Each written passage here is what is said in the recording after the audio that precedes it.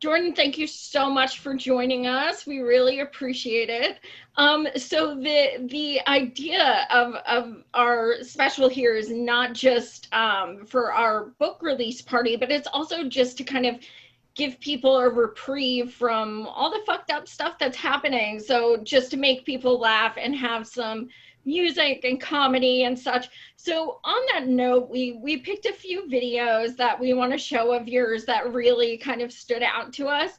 Is there anything that throughout your traveling and speaking to people, especially on campaign trails, is there anything which stands out that is just like really awkward or bizarre, or just like anyone you met that's just kind of stands out as something just kind of off the cuff?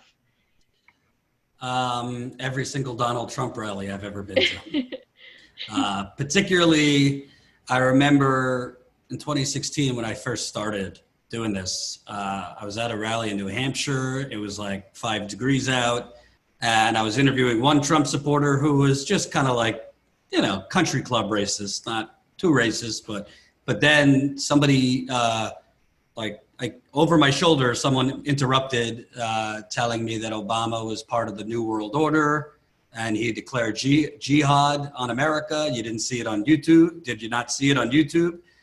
So that one stood out to me. Then Trump supporters, as I challenged them, which I'm not used to, one just reduced himself to calling me short, and then saying I don't speak with short people. So I thought that was funny. The one I just did in Kenosha, Wisconsin, when Trump was there trolling the Democrats the week of the convention, it was just a sea of maskless people during a pandemic, and a lot of older people without masks. And the cops were trying to force me to basically stand off the sidewalk, meaning on top of these people. So that was just bizarre to me, because you have police officers basically telling me during a pandemic to go, so you're slobbering all over each other. So yeah, lot of that. And I will also say, definitely Standing Rock. In addition to some of the powerful moments and people I spoke with, there was definitely some, shall I say, people that might have thought they were coming to Burning Man that got a little lost, that were kind of out of the 1960s. So those things stand out. Yes, I've certainly heard stories. So what what do you do in those situations? I know that I usually just make jokes about it when I'm in those, situations as a journalist. What do you typically do? Do you find that sometimes you might get defensive, or do you make jokes? Honestly, with Trump supporters, my mentality has been just get them talking as long as possible. For two reasons. One, it's almost like a science project, to be honest with you. Like, I'm curious how these people think. Like in the media, they don't generally speak with Trump supporters at length. You know what I mean? They just focus on Trump. So to me, the last one I was at, they were saying anti-Semitic things to me and things like that. So it does bother me, but I've kind of just numbed myself to a lot of the racism, sexism, just batshit. And just the goal is get him talking as long as possible. Because I'm just, as a person, curious why these people think the way they think, why they are supporting this man when, they're voting against their own interests. But also, the longer you get him talking, the better for status quo. In contrary, I also feel that way when I was interviewing Hillary Clinton supporters, Biden supporters, because they're ignorant and voting against their own interests in another way. So, they're less offensive to me because they're not like overtly racist or anti-Semitic. But I actually tend to get a little bit more pissed off with the neoliberal people than the Trump people, because the Trump people are just too far gone. There's nothing, you're talking to a wall, most of them. the neoliberal people, it's just so many of them that you interview, it's like to a letter, they're actually for the policies we're for, but they've been programmed and brainwashed in a different way than the Trump supporters to think like we can't have nice things, you know, but, you know, I like the way Kamala talks, or Pete's such a nice guy. That pisses me off more, because it's this kind of like wine mom, Mick resistance stupidity that continues to get, you know, essentially Republicans as a Democratic nominee. So that bothers me more.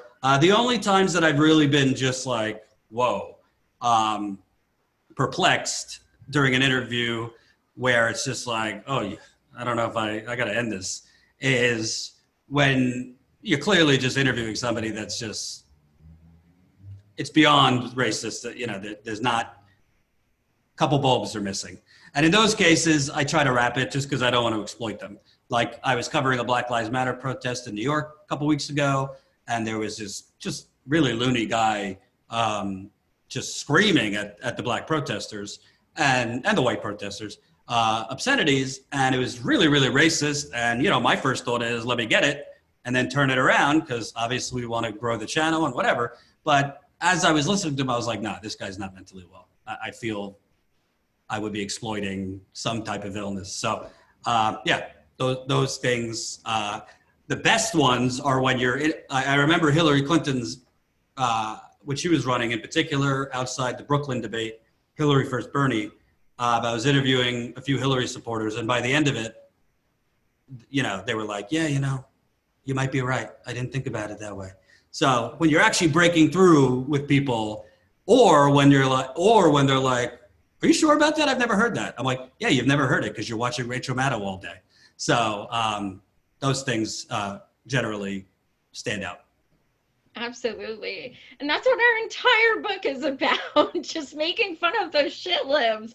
It's endless material, honestly. So I digress a bit, but, you know, we've had a lot of the same guests on and stuff. And so with that being said, who have been some of your favorite guests? I've really enjoyed interviewing progressive candidates in the field. Lately, it's been through Skype, but in general, I've always liked progressive candidates. I would say my favorite guests have always been kind of Standing Rock.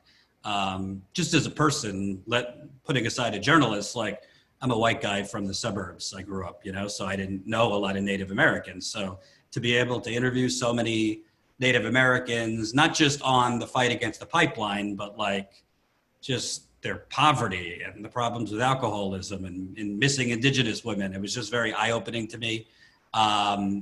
Flint has been very important to me. I keep in touch with a lot of people from Flint. Some have become friends. Just really, I mean, this isn't like entertainment because it's sad, but I mean, I've sat on porches interviewing, you know, 30-something-year-old mothers in Flint that unfortunately look older and are very sick. I've interviewed kids that can't remember the alphabet anymore, used to be able to count to 20 and now stopped at 6, you know? So I wouldn't say like, I guess that's not like my favorite, more like my most powerful. Favorite, I definitely had a lot of fun at the Miami debate, which was the first one of the Democrats. I saw kind of on a sidewalk a bunch of Trump supporters, and it was just like one shit show after another. One guy was an older gentleman, I think, you know, 70, 80, signs against socialism. I quickly said, do you enjoy your Social Security? He said, yeah, I like Social Security. I'm like, so you love socialism, you mean? And so we went back and forth. This guy doesn't even understand that he's enjoying socialism. Then another Trump supporter who was a veteran, we got into it about the Iraq War, and he's asking me to prove a double negative. Well, do you have proof there was no weapons of mass destruction? Then another Trump supporter was just vile, saying, you know, I was challenging him on Trump bragging about essentially assaulting women. And he's like, you know, sometimes you got to grab a woman by the puss. Then another guy, I mean, this is all on YouTube. Then another guy was calling, I mean, I'm not an Obama fan, but he was calling Obama like a son of a Muslim communist or something like that. So I called him racist to his face and he almost attacked me. So those stand out. Those were some favorites. I've also enjoyed, 2016 in particular, the Bernie wave, rally after rally, because that was kind of like, I mean, I'm not old enough to be at Woodstock or anything, but it was just that feeling of like love and possibility and hope. I mean, it's not often you get that, definitely not these days. So like being at those rallies and seeing the energy and interviewing young people, some of them brought to tears by just Bernie, that stuff I will never forget. Donna Brazil stands out too, because honestly, when that happened, I mean, you could kind of get a feel for if something is going to pop or go viral. I felt that it would get around. I had no idea it was going to explode the way it did. And honestly, it's not hard as an indie journalist to make things go viral because there's such a low bar. Like none of these reporters actually truly challenge anyone. They'd never challenge Democrats. So like even me pushing back, I wish we would have gotten shots of the reporters looking at me like shocked, like, dude, you're not supposed to really challenge them. It's just a phrase, hold the powerful accountable. So, I mean, they were looking at me like, dude, you're losing your invite to the Christmas party here. So yeah, those are my favorites. Yeah, that's the first interview I ever saw with you was Donna Brazil, and I'm like, subscribe. Like, yes, finally someone asked her these things. And she was a mess trying to respond as usual, but you kept up, you didn't back off, and that's something a lot of people don't have the courage to do. So props for that. We're actually going to show that clip. That's one of the best, and we're going to highlight a few other ones from 2016, Hillary, and also Biden and Buttigieg clips from these rallies. Before we go, on that note of some of your favorite shows, if you could have one or two guests who you haven't had, but like living, like real ones, feasible ones, who would you want? Bernie, I've never interviewed him. Who would be the second? Larry David. Oh, that'd be great. Together. Let me cheat and say one more because Larry David's not really political. Tell you the truth, I think I'd want to take a stab at Trump because I think that most of the journalists that interview Trump, obviously this is 100% an access game to them. And if they really, really go at him, I mean, that's it. But I've studied Trump interviews enough to know what his methods are, which is just to bulldoze you, even if you challenge him, with the excuse me. And I think I'd be able to kind of, if it's like a computer algorithm, like overwrite it. And I think I'd be able to, I don't think you're able to get him to crack. I don't think someone like that can crack, but I do think I'd be able to anger him enough to say some very, very illuminating things. So definitely Bernie, just because obviously I think there's things that Bernie hasn't been asked. He might not like it, but I'd like to ask him.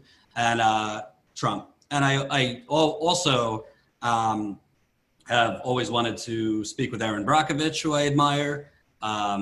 Cornel West I've already interviewed, but I always enjoy. But I'd say Bernie and Trump are the tops. Biden, I would love to interview because Biden has never been challenged either. Yeah, that's for sure. If you ever interview Trump, please tell him there is no way he could ever pass Medicare for all. So he'll take it as a challenge. So thank you so much for joining us. We really appreciate it. Now we're going to cut to a few of those clips that are just totally badass and crack us up. So again, thank you so very much, Jordan. And where can people find you and your work? Yes, congrats on the book. And Status Coup on YouTube, COUP, and statuscoup.com. Awesome. Thanks again. Best of luck with everything. Take care. Sure. Take care.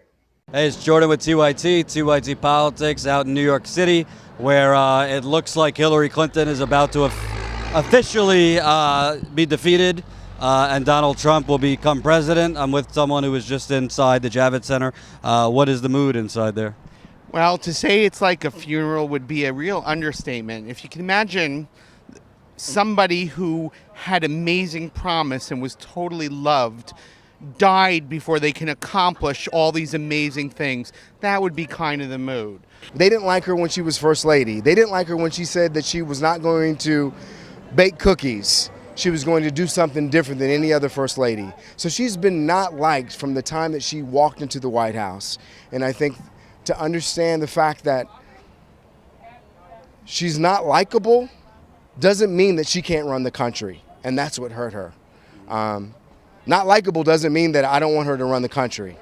And at the end of the day, I think that that's really, to your point, flawed candidate? No. We must have a voice of the people that is not owned by the wealthy or by the politicians. And we don't have that. And they must be unafraid to challenge and confront and question, no matter what. And when you see these dopey people repeating the same answer every time you ask them a question, you say, well, now I know that you're lying. And note that this person is not answering the question, and here are the facts. So that people, because let's face it, most Americans are uneducated. I believe that she will win.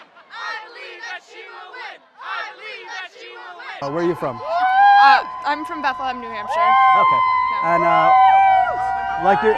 like your friend Elisa, why are you supporting Hillary?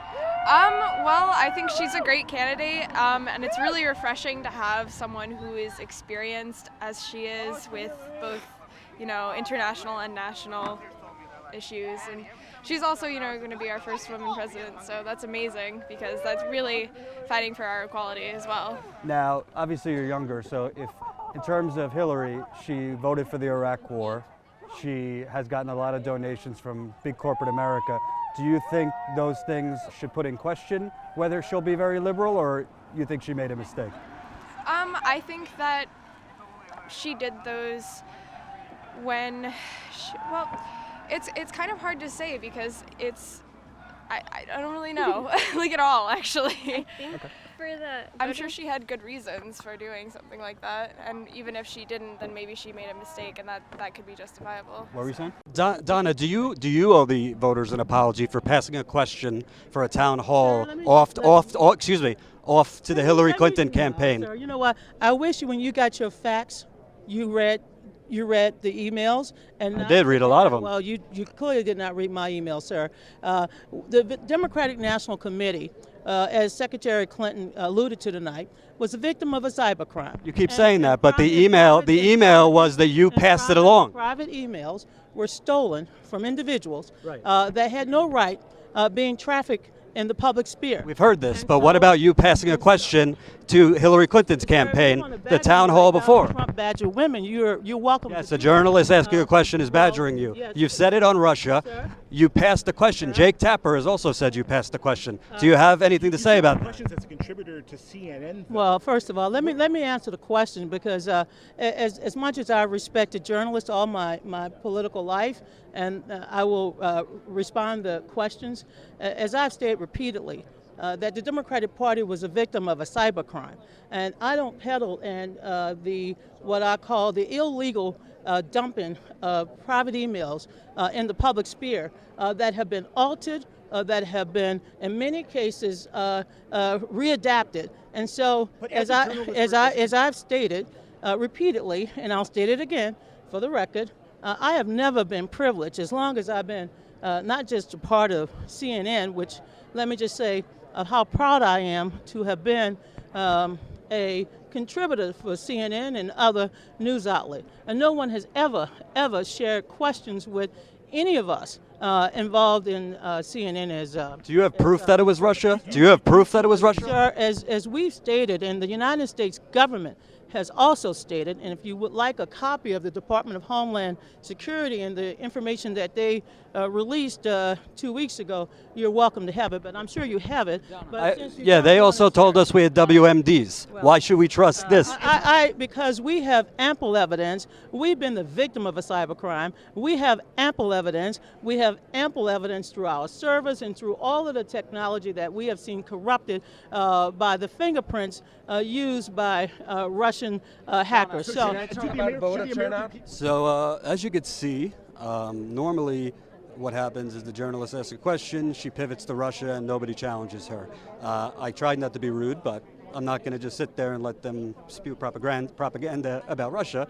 She hasn't really passed any legislation. She's I think, no, I don't even, I think she sponsored a few things. Entered a bill, yeah, necessarily.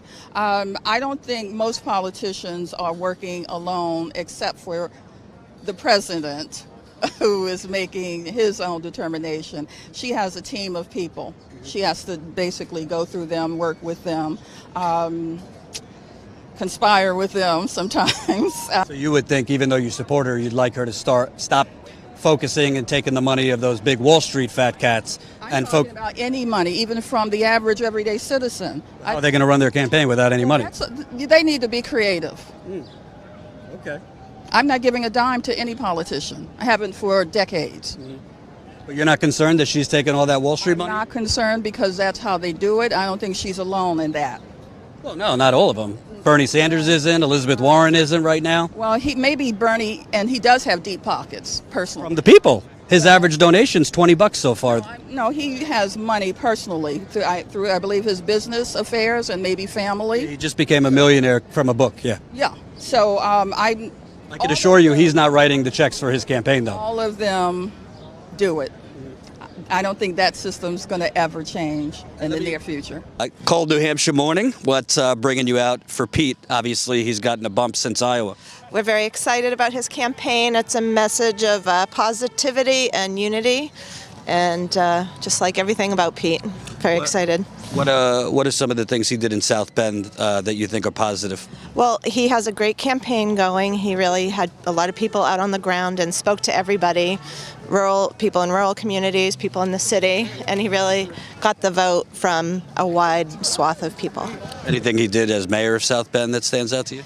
Yeah, he brought a dying community back to life, and that's why I like him. What do you mean back to life? Well, the community just has been revitalized under Pete's mayorship. Okay. Because I've been there. It's a couple blocks he redeveloped, but the rest of the city is still struggling. So that's why. People seem pretty happy with what he's done there. I've seen a lot of people interviewed from South Bend. Mostly white people or African Americans too? Both. He actually has a lot of African American support from what I've seen. Okay. Does it say anything to you that Trump has concern about Bernie as a candidate? Because of the trade issue, and those are very popular, being against free trade in those states. No, not really. I mean, I'm still just gonna vote for the candidate that best reflects my beliefs. And if that candidate can't beat Trump, then we'll have Trump for 4 more years. But I'm not gonna put my backing behind somebody just because he can beat Trump. So basically, like, you'd rather have Trump, well, not rather, but you deal with Trump for another 4 years rather than a leftist candidate. Yes. Yeah, I would.